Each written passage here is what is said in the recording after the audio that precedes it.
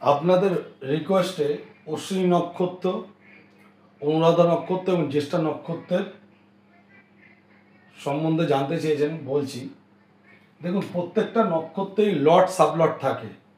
এরও একটা লট থাকে, এরও একটা লট থাকে, এরও একটা লট থাকে।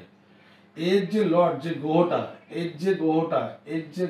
আপনার লগ্নের যদি 6, 8, 12 নক্ষত্রে যদি থাকে, তাহলে আপনার সঠিক রেজাল্ট পাবেন না। তা অনুরাধা, অশ্বিনী, অনুরাধা, জ্যেষ্ঠা নক্ষত্রের যে লট, যে মালিক, সে যদি আপনার লগ্ন যাই হোক, 12টা ঘরের মধ্যে যাই হোক, এটা লগ্ন হবে, সেটাকে কাউন্ট করে 6, 8, 12 ঘরে যদি সেই গ্রহটি যদি থাকে, তা রেজাল্ট আপনারা ভালো পাবেন না। তাহলে অশ্বিনী নক্ষত্র যে সমস্ত জাতক জন্মগ্রহণ করেছেন, সেই ব্যক্তি অশ্বরক্ষক, অশ্বরোহী, সেনাপতি, চিকিৎসক, বৈদ্য, বণিক, সেবক এবং রূপবান ব্যক্তি হয়ে থাকে।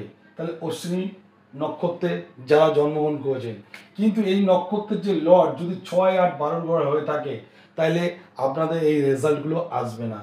দ্বিতীয়ত, অনুরাধা নক্ষত্রে যে সমস্ত জাতক জাতিকারা জন্মগ্রহণ করেছেন, এই অনুরাধা নক্ষত্র হচ্ছে শরৎ ঋতুর জাত শস্য। যানবাহন এদের ফেভারিট যানবাহন হয়ে থাকে।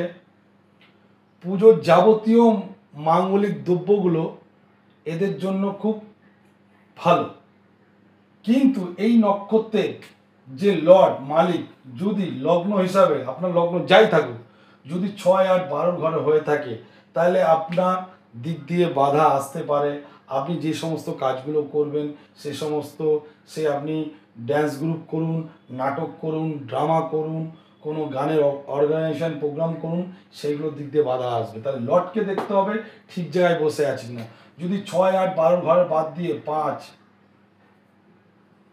একাদশ এইসব ঘরে যদি বসে থাকে, তাহলে অবশ্যই 7 হাউস যদি বসে থাকে, তাহলে আপনার অবশ্যই সমস্ত কিছু যানবাহন থেকে নানা রকম প্রশিক্ষণের জায়গায় আপনি উন্নত করতে পারবেন।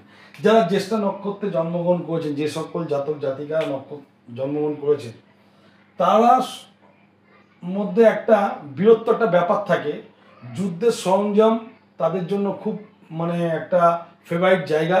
যুদ্ধের সরঞ্জামের প্রতি আকৃষ্ট হওয়া, যুদ্ধের সরঞ্জাম নিয়ে বা যুদ্ধ নিয়ে তাদের একটা কৌতূহলী থাকবে।